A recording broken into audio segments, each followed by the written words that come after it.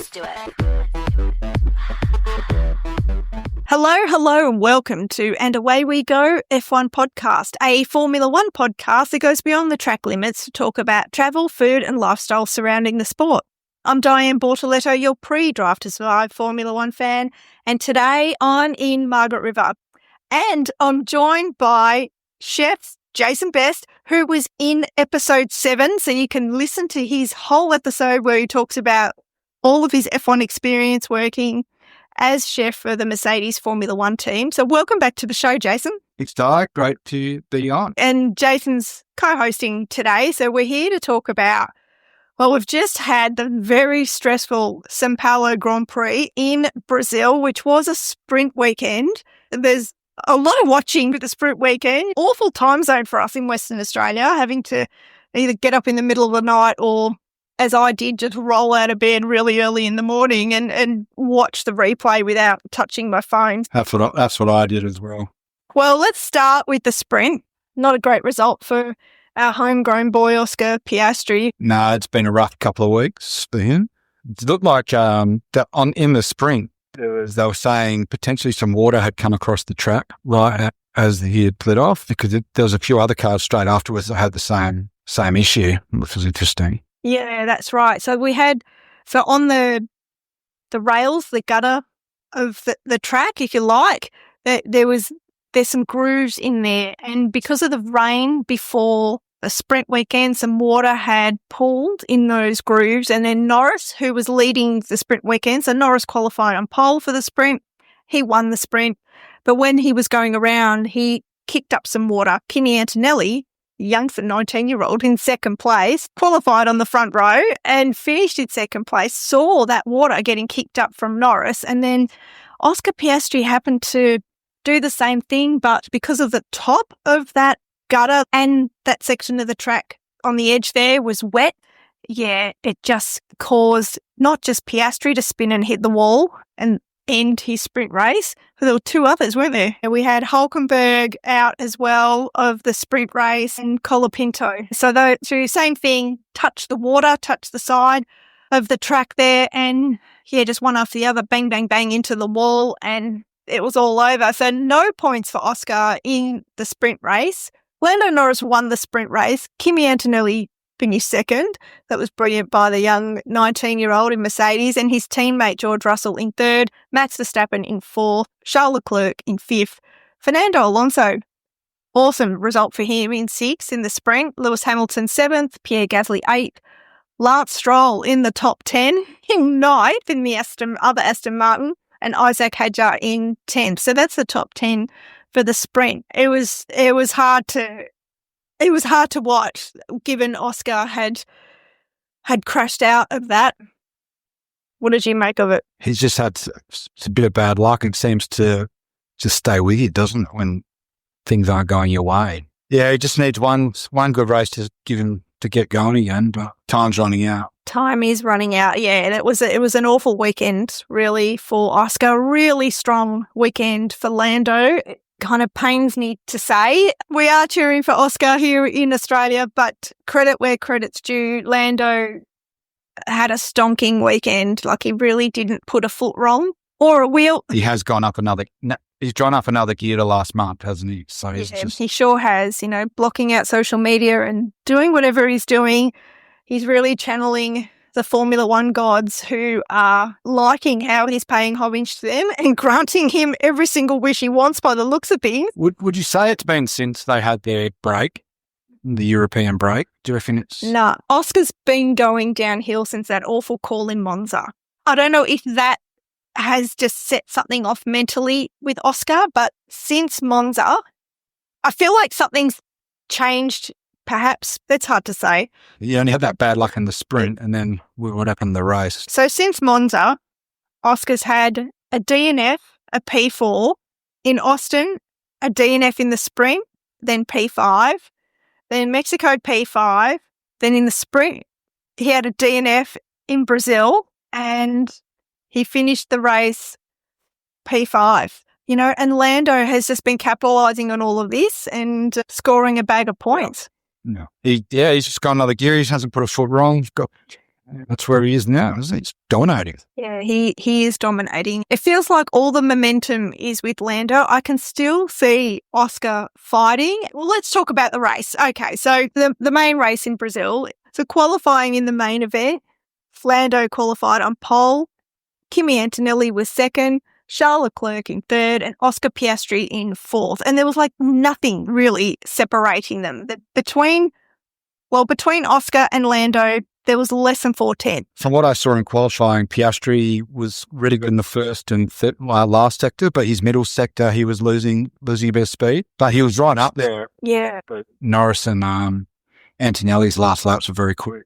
Yeah, the Mercedes were doing really well at the Sao Paolo track. They were showing a lot of speed, as were the Racing Bulls, which was kind of random.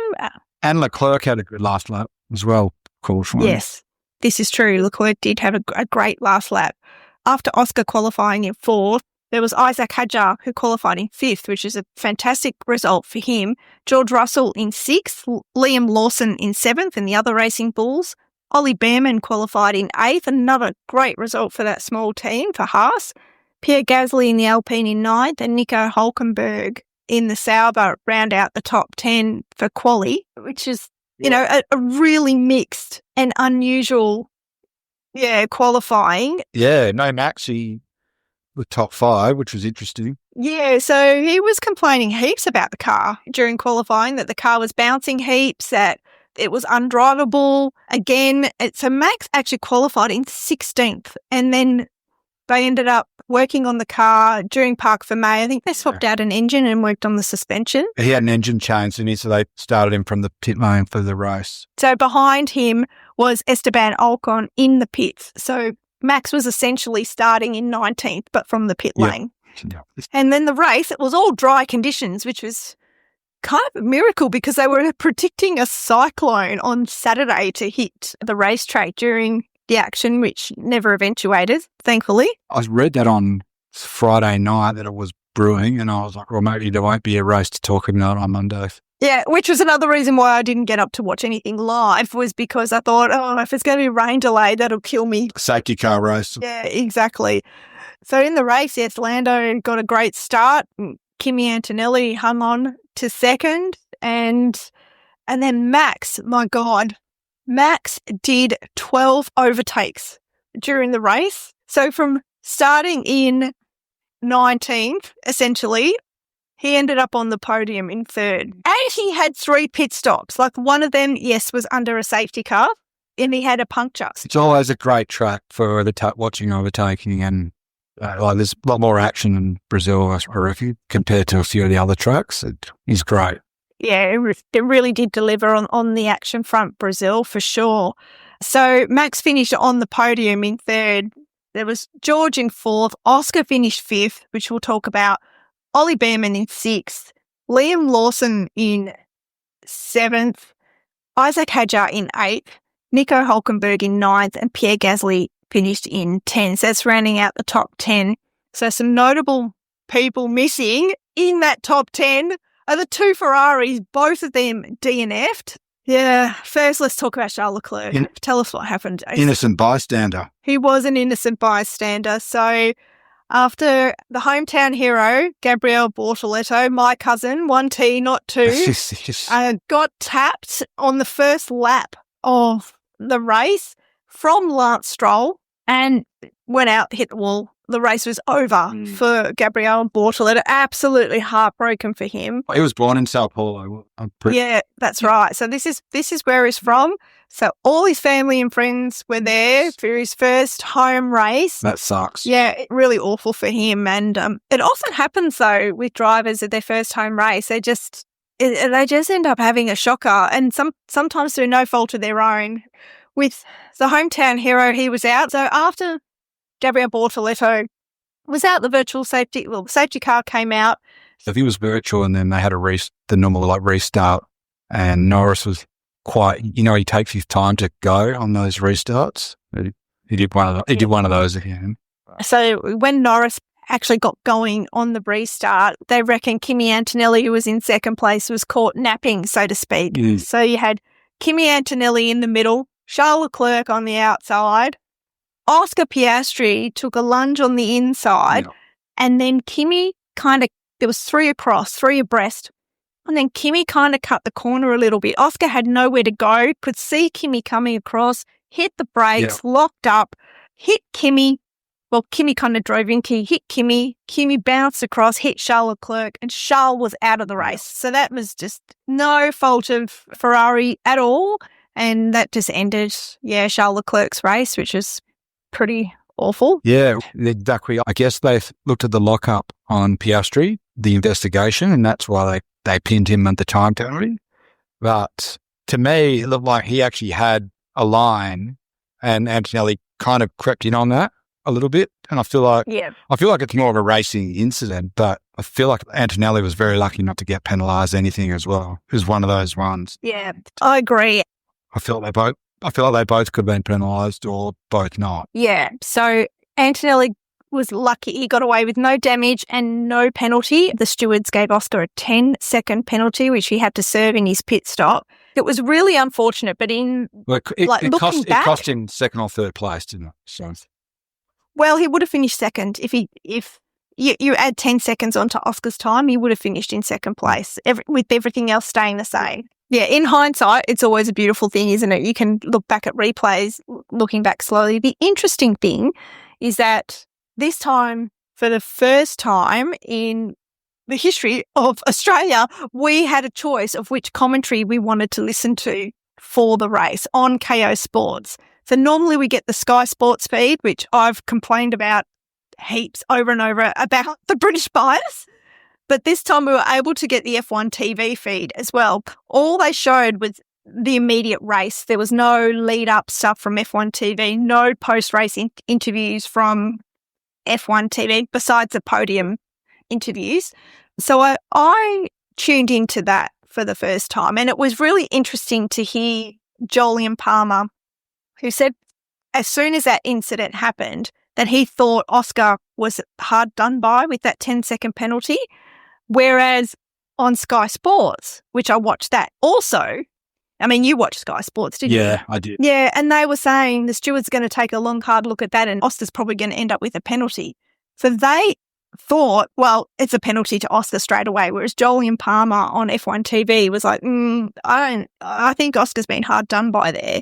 In hindsight, looking back, I think Oscar was hard done by because he didn't lose control of the car, but he did lock up and what do you do now? It's too late. I wonder whether if there was no smoke that came out of the wheels, would they have looked at it differently or something? It's interesting. What's even more interesting is that Leclerc even came out afterwards and said that he shouldn't have been entirely to blame. So that exactly, and he was the one that was forced out of the race. Yeah, but look, I don't think there's going to be anything done about it now post-race. That was really interesting for Charles to say in the post-race interview. He's the one who had the biggest consequence of that.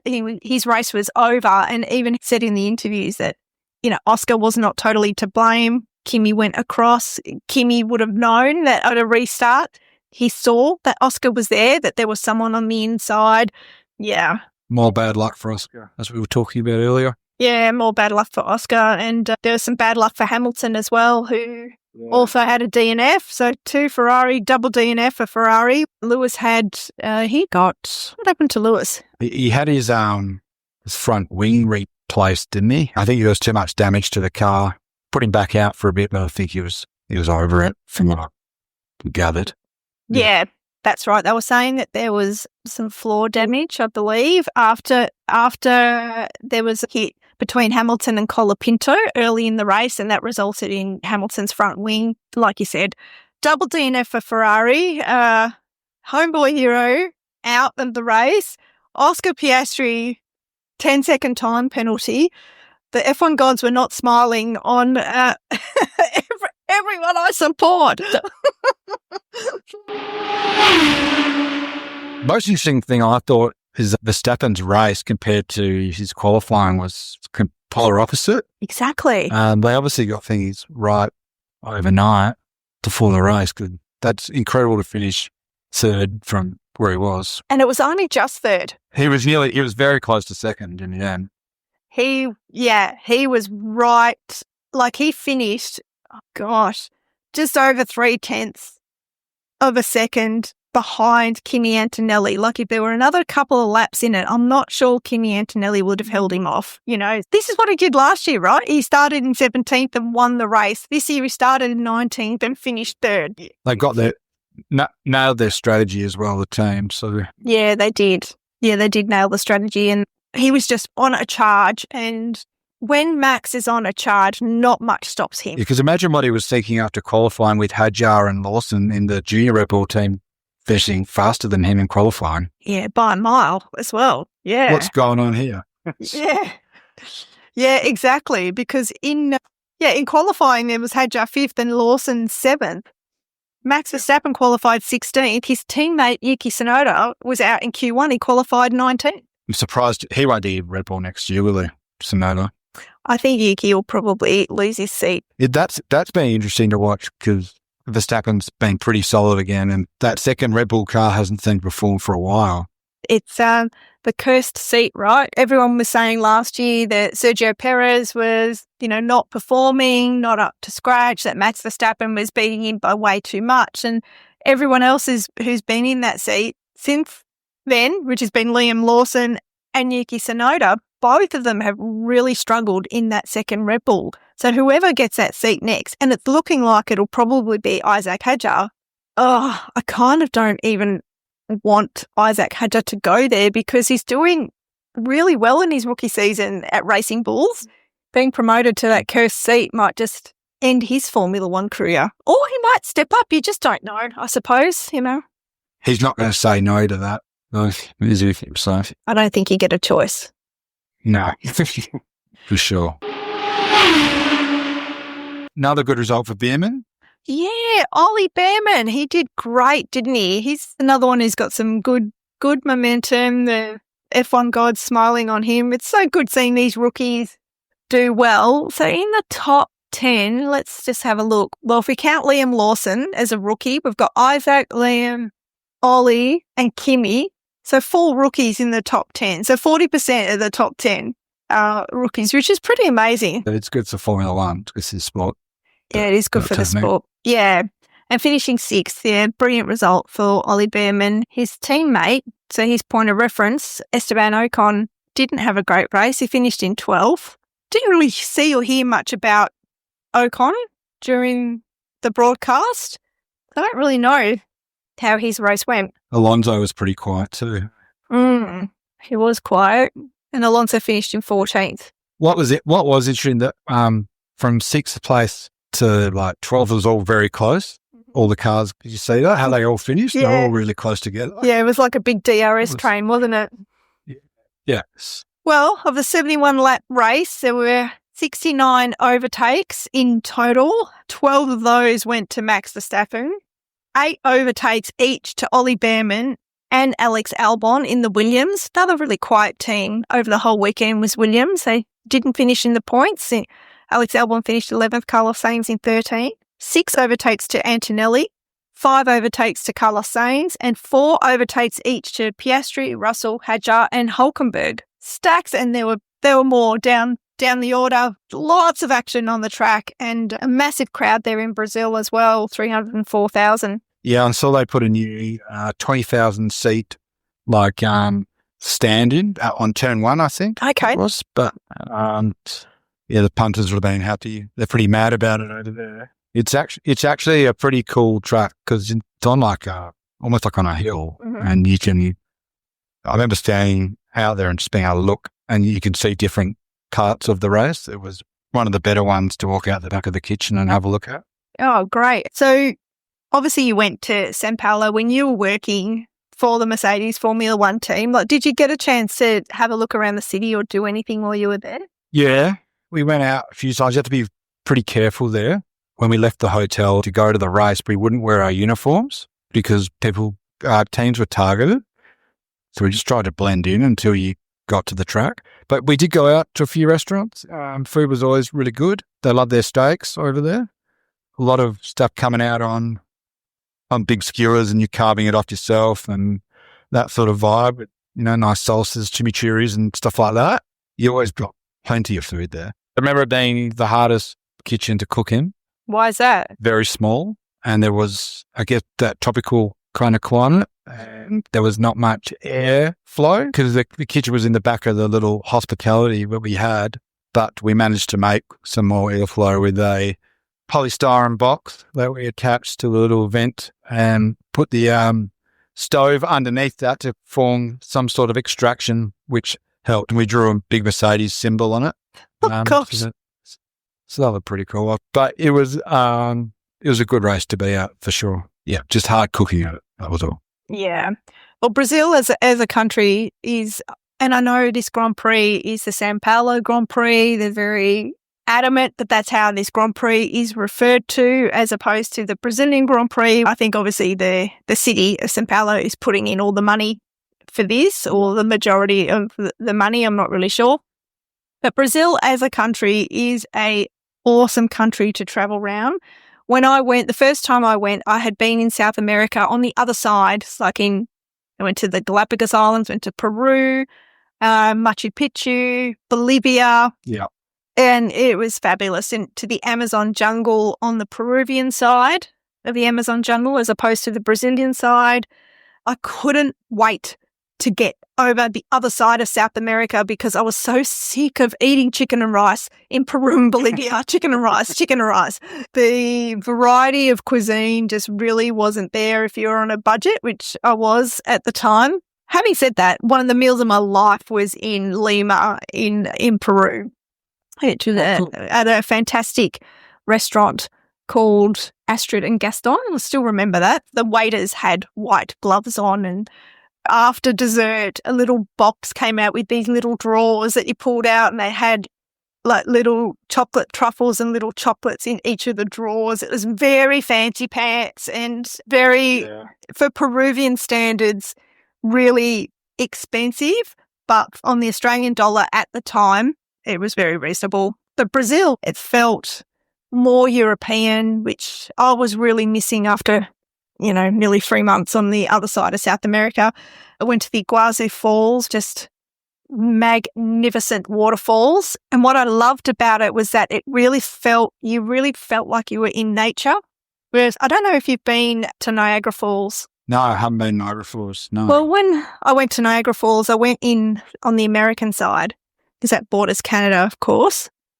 I went in on the American side, and you kind of walk through this big concrete tourist building, I guess, and you walk out the other side, and you're kind of there. And I was like, I thought I'd have to go on a little trek or be surrounded by trees or something. Yeah. It just felt like a very kind of strange experience. But the Iguazu Falls were that kind of experience. It was, that was a real highlight of Brazil, as was, I really liked this little town I stayed in, Itacari. It was on the beach. It was really surfy, laid back. Like, I think Brazilians and Australians have a lot of similar sensibilities. Like, we're just pretty relaxed. I don't know if it's a coastal beach lifestyle, but there's plenty of South American community down this way in Margarita and area, isn't there? So there's something to that.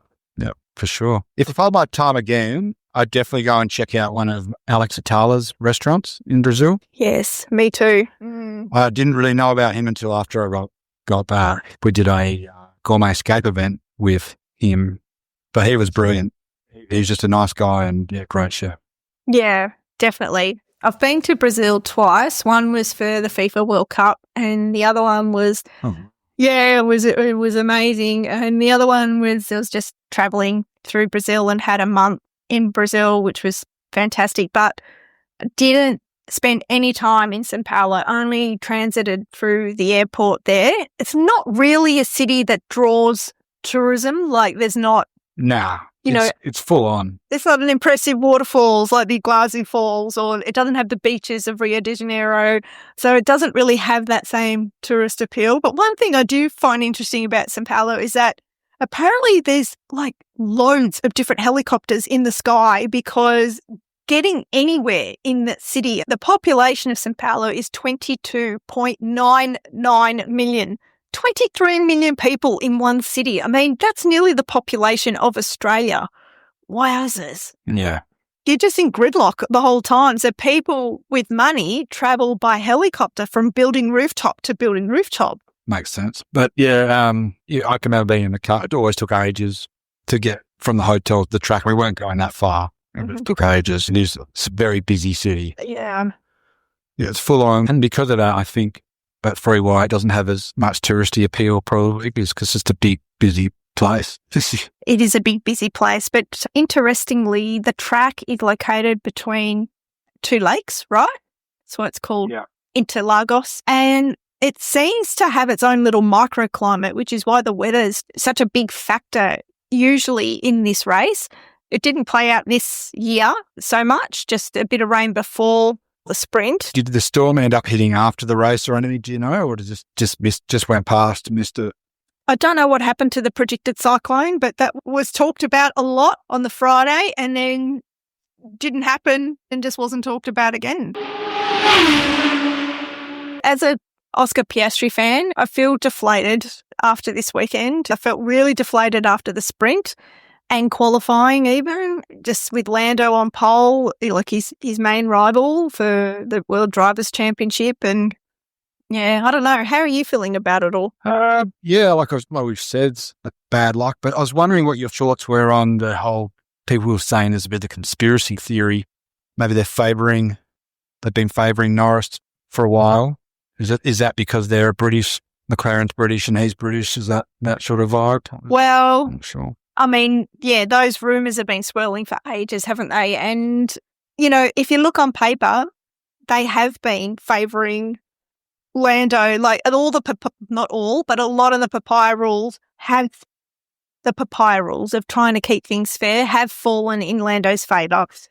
And then I listened back to an old podcast during the week, one from a few years ago. I think it was called the High Performance Podcast, with an interview with Mark Webber, when Mark was talking about his time in Red Bull and how Red Bull were favouring Sebastian Vettel to win the 2010 championship, to the point where the engineers were turning down Webber's car, the top speed that he could only reach at a certain speed, because the engineers would be turning down the car on the computers. And that thought did cross my mind with Oscar, because how are they in the same car? And how's Lando just on the pace? And Oscar, who's not forgotten how to drive, I don't know if someone famous said that during the week, he's not forgotten how to drive. And even when, you know, Oscar was in second place during the race after that virtual safety car restart, and that there was that incident where Kimi Antonelli knocked out Charles Leclerc, and Oscar was sitting in second, and he was right up Lando's, like right behind him, 3 tenths, 5 tenths behind him. And then the gap was just getting wider and wider and wider with every lap by the looks of it. How is Oscar losing 2 tenths, 3 tenths and more every single lap behind Lando? Yeah. I would have thought that Oscar would have stayed right on his tail to try and have the opportunity to pass Lando. I think so. They have to do it. Don't they have to get it done quick, because the tyres start. The guys in front always have the clean air. Yeah, and there's that. That's yeah. I don't. Obviously, he's got DRS behind him, but if they don't use it, it's hard to stay really close in second for a long time. It's from what I can say. That's all I could think of. But I don't know. Don't know why. All of a sudden that gap got bigger, and did he just go, okay, I'm not going to get past him? I don't know. It's his tape. Yeah, it just looked like Oscar was losing time there behind Lando, and it was unfortunate. I mean, I don't want to believe any conspiracy theories. I think, honestly, the team would just be crazy to be jeopardising one driver in the hope of another when Max Verstappen is still a real threat. I don't know. What are your thoughts? I don't think so. Honestly, I think Norris has gone to another level, and I think Piastri just hasn't been able to go with him at the moment. But hopefully, I'm hoping there's nothing sinister there. And I think now, since I think everything's going to be in Norris's favour now, though, that he's in front, I think he'll get all the. They brought all those. They had those little rules. They tweet that now that this is racing now, isn't it, between the two? Yeah, which is interesting. So the next race, for whatever reason, Piastri's winning the race and they stuff up the pit stop and Norris gets in front, Norris isn't going to give that back to Piastri. No. I heard Zach Brown in an interview during the week saying that, it was just pure racing now between the two drivers and that McLaren would rather lose the Drivers' Championship to Max Verstappen and keep things fair between their two drivers rather than favour one driver over the other or call team orders on one driver over the other. And I thought that was really interesting. I don't know. Lando's been with the team for a really long time. What's his 7th season? This is Oscar's 3rd season. Lando's the McLaren protege. Oscar came through the Alpine route. One thing I wanted to say about the F1 TV feed, I found myself screaming at the TV because they kept showing the gaps between each driver and the leader, not the interval gaps between the driver and the one in front of them. I don't know if you noticed that I presume the graphics are all the same between the two feeds. Yeah, I thought they were all the same. Yeah. But the timings. That was one of the frustrations that I found watching the race was like, stop showing the gap to the leader. I want to see the gap to the car in front, Yeah, for sure. But Brazil, like you said, it does deliver lots of action every year and it'll be on the calendar until 2030. So that's confirmed. That's good. And it's at the right time of year too. That was good. I actually wish there was a few more tracks like that. I think it's a good old-fashioned track and it seems to get good old-fashioned racing too. Yeah, well, at least there's opportunities to overtake, right? Yeah, that's right. Yeah, and Brazil's dished out lots of firsts.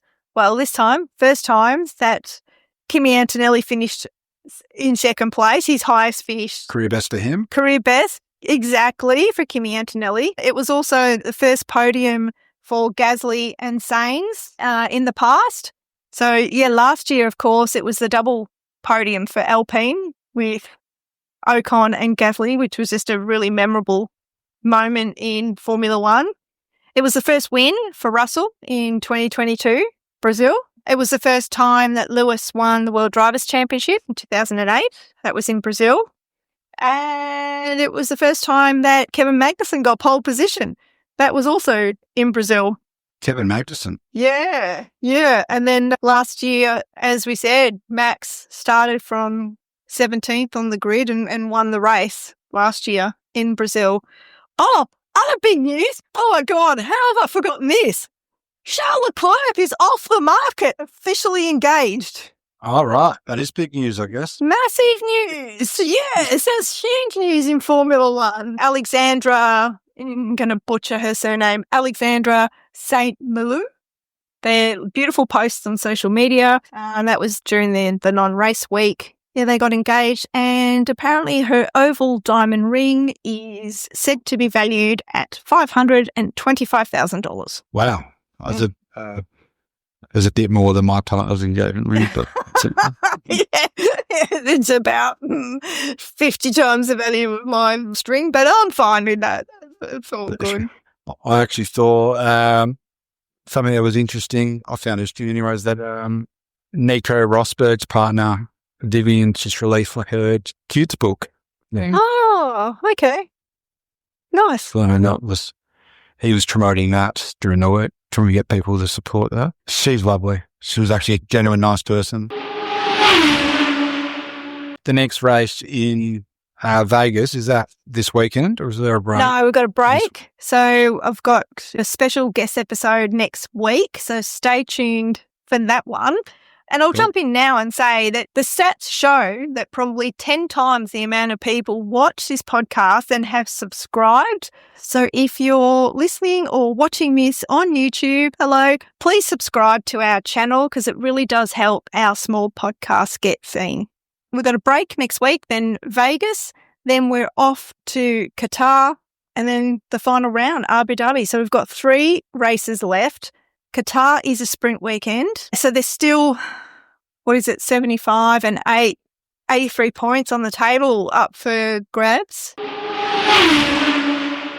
All right. Well, Jace, thank you very much for stepping in there. Thanks. the co-host seat this week. And Monique's decided to hang up the microphone. She's concentrating on pregnancy. I did get a message from Monique, who was in your seat up until recently during the race, to say that she actually has to switch the race off and can't listen to all the post-race sort of chatter because it just stresses her out too much, and she's worried her blood pressure will go up. And the poor thing is, I think she's 30. She must be 34 weeks pregnant now, so she's got to take it easy. That's probably similar to me watching a Freo game. I'm much the same as that. I need to sometimes to switch off. That's why I quite enjoy watching other sport like Formula One. Now I can watch it relaxed, not stressed. Oh my God. No, I cannot watch it relaxed. I'm massively stressed during Formula One, just to the point where, like, because of the delayed time, I'll watch the sprint race and then watch qualifying, like, back to back. And the sprint race, of course, Oscar crashed out. So that was just deflating and awful. And then qualifying, he was looking pretty good, but just ended up qualifying in fourth with Lando on pole. So that wasn't great as well. And after all that, I was like, oh man, I feel like I need a stiff drink or something. Have a beer at 6 o'clock in the morning to calm down. Yeah. Well, everyone, thank you for tuning in. Thank you very much, Jason, for jumping in the seat this week. Thanks for having me. Oh, absolute pleasure. If you want to hear more from Jason, go check out episode 7. So he worked for the Mercedes Formula One team as a chef, travelled around to most of the races during his couple of years with them, and he's got some great stories there. So check that out. And if you haven't already, please subscribe, rate and review our podcast. It really does help. You can find us on all the social media platforms. We're on YouTube, LinkedIn, TikTok, Instagram, and Facebook. You can email us at andawaywegof1podcast@gmail.com. Well, that's it. Until next week, and until lights out.